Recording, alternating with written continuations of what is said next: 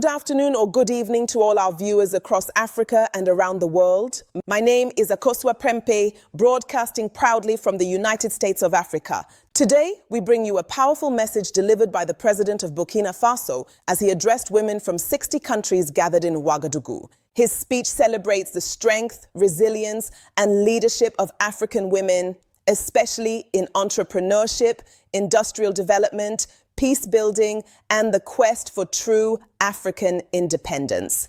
This is more than a forum. It is a call for unity, for transformation, and for African women to take their rightful place at the center of our continent's progress. The president highlights the sacrifices women make daily, the vital role they play in shaping families and nations, and the importance of empowering women to drive Africa's industrial and economic future.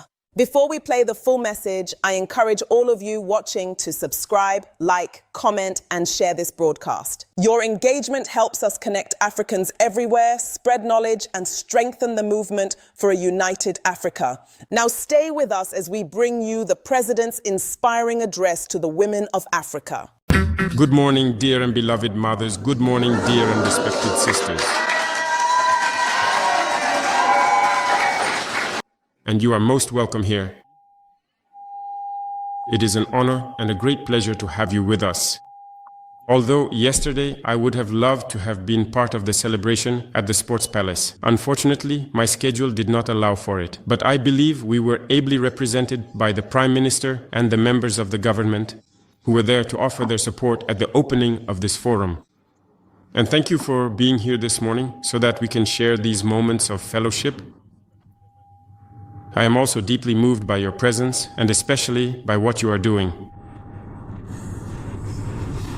Entrepreneurship, the industrialization of Africa, I believe that beyond all of that, it is the independence of Africa that you are striving for. And who better than you women to help and support us in every possible way? And when I say help, I mean it in the truest sense of the word. Who better than you to help us, we heads of state, to lift Africa out of this situation?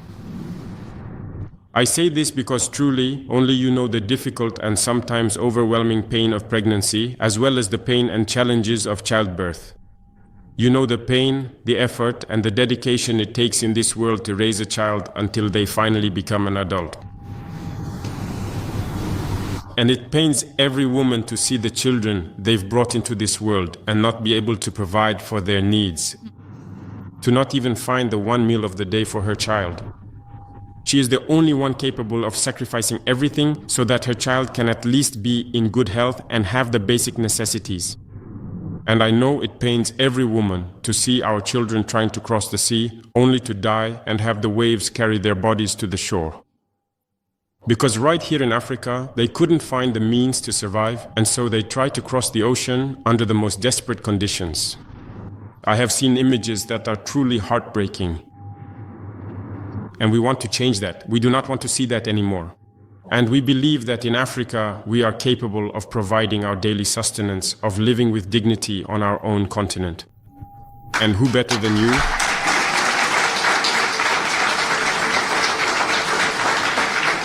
To help us in this fight.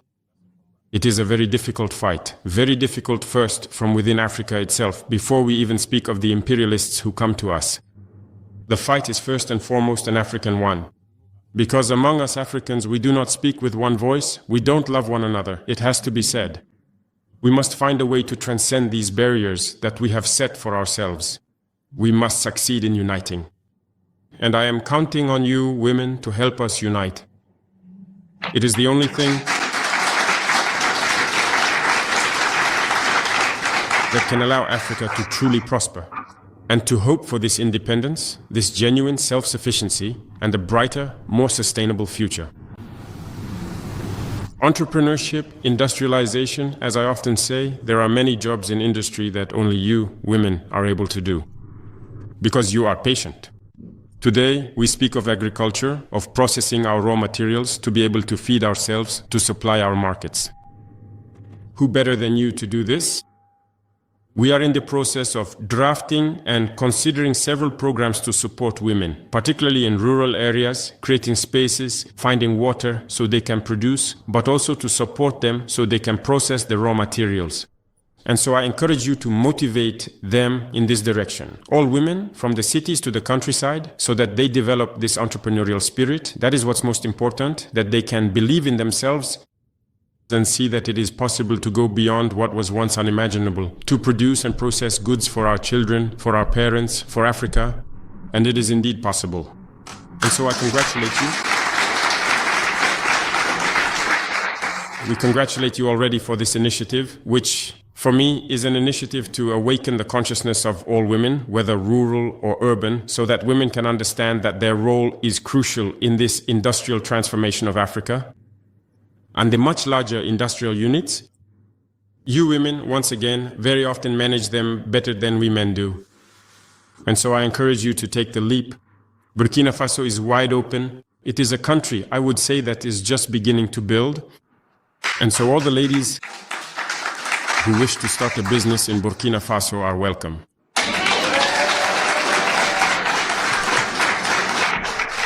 And above all, encourage all women, no matter where they are in Africa, to become entrepreneurs.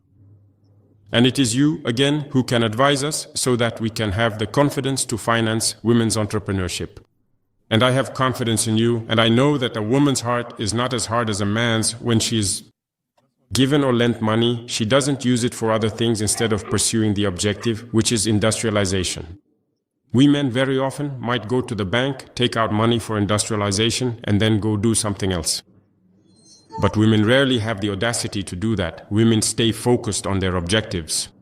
That is why, once again, we are involved in several programs to try. The true emancipation of our women must come from this. And as I've said, every day is Women's Day. And we will work every day so that women can be empowered, can become entrepreneurs, because it is they who must protect our families. It is they who must protect Africa. And so, I am counting on you for this message to be spread everywhere. It's a good thing that you are in almost every country in Africa. Continue to gather, to pass on the message, and I hope that through you, we can unite Africa. That is what is most important.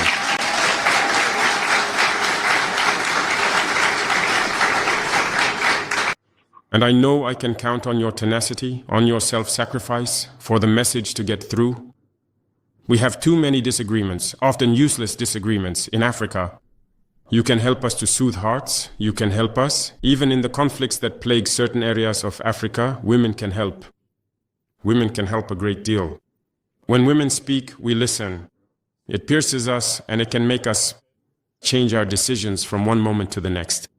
So I invite you to continue to advocate, to speak, to raise awareness across Africa, to help us end these wars so that we can get to work and so that we can support you as you start your businesses. I am counting on you, and I hope that the objective will be reached very soon. Thank you all very much for coming. This will not be the last time, and I remain available for whatever we can do. Be assured, the role of women is immense in our program. And through you, we will achieve wonders. May God bless you. May God be with you all in your activities. And God willing, very soon, we will meet again to take stock of the situation and to outline the prospects yet to come. Thank you all very much. Long live Burkina Faso. Long live a united Africa. The homeland of death we will overcome. Before the video begins, I would like to hear from you, our global African community.